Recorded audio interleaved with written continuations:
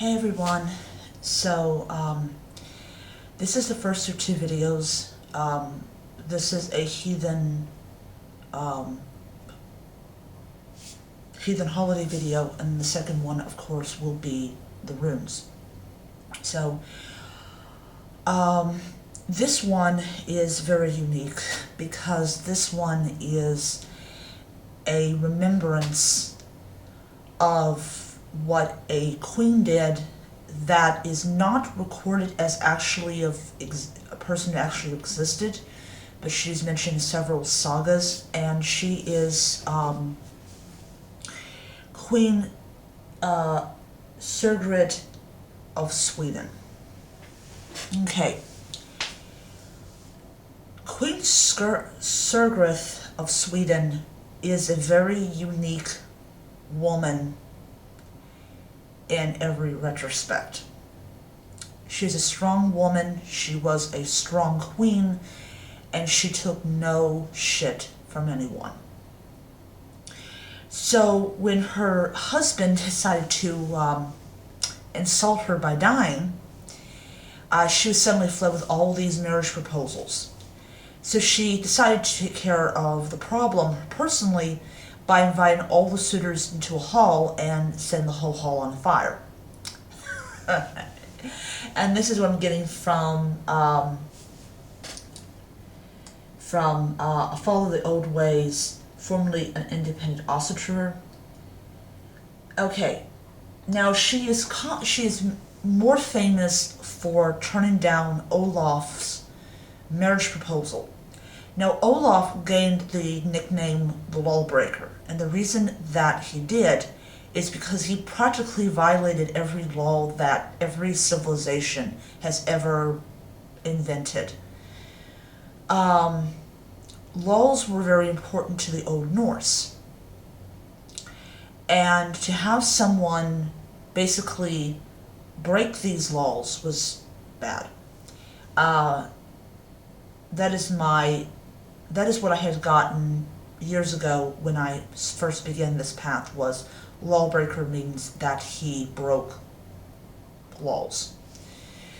And really, we don't really understand how these people gained these nicknames. We just have assumptions that they did things that earned them the nicknames. Well, he slapped her across the face because he was a Christian king, and in Roman Catholicism, women are to be treated like they're dog shit. And when you have a woman in the Middle Ages, that in a time when women are normally silent and weak, with the exception of a couple rulers that were barbaric for many different reasons, to have a woman who is on a throne basically telling you to, in very nice ways, I will still practice the religion of my forefathers, and then you turn around and slap her in the face, it's not going to turn out well for you. So she goes and she ends up marrying a man by the name of, you see here, what we got here,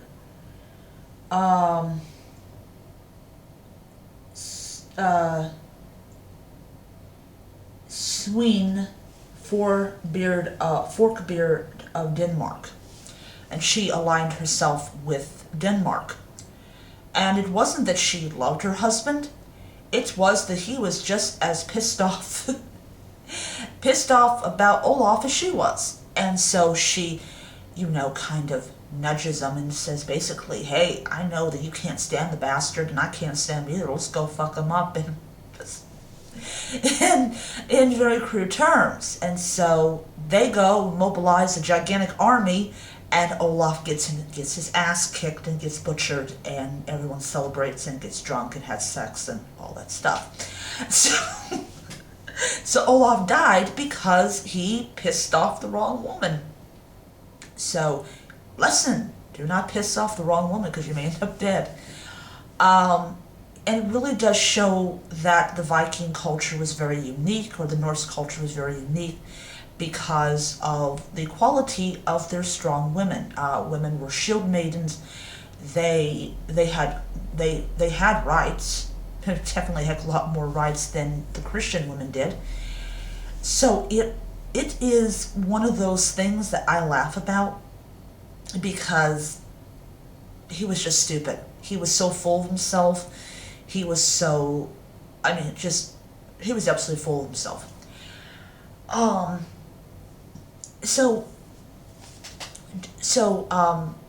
I just love it, and I'm going to be putting out a meal to her, and I will be thanking her for being a strong-willed woman and not bowing down to this very, very evil man. Hold on a second here. Alright. Okay. Sorry about that, I'm just checking my time. So, on Pagan Space, one of the heathens there, who's part of the Austro-Folk Alliance, said that he's going to spend the day appreciating and loving his very willful and wild woman, and I think that's sweet. I think that is sweet. Okay, so I hope you enjoyed it. It's another description of her. I think she was an awesome lady. No matter, I don't care if she did or did not exist. She was awesome. Okay. What I'm going to start doing, starting with this one, is I'm going to be doing heathen information videos, but I'm going to kind of put my own little spin on it and kind of make it as colorful as possible.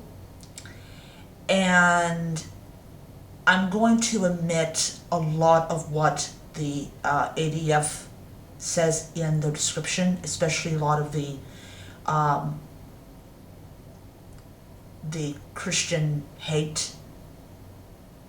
I can talk about her without deframing or attacking another religion. And with what's going on over the Middle East, with Christians being butchered and massacred in droves, this kind of language is not appropriate. And I think that heathens that are part of ADF need to understand that sometimes you need to hold back the rhetoric.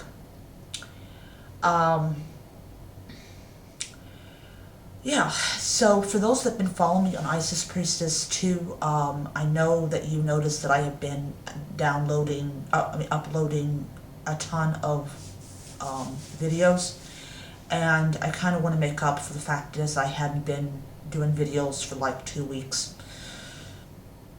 But for this channel, definitely I talk about the heathen holidays. So the next video is going to be the rune for the week of the 9th, and I'm going to kind of wait on that until I get this camera fully charged, or charged enough to where I can do the video and upload it, transfer it onto my computer. So I will see you guys around. Hope you guys have a great week, and see you then. Bye.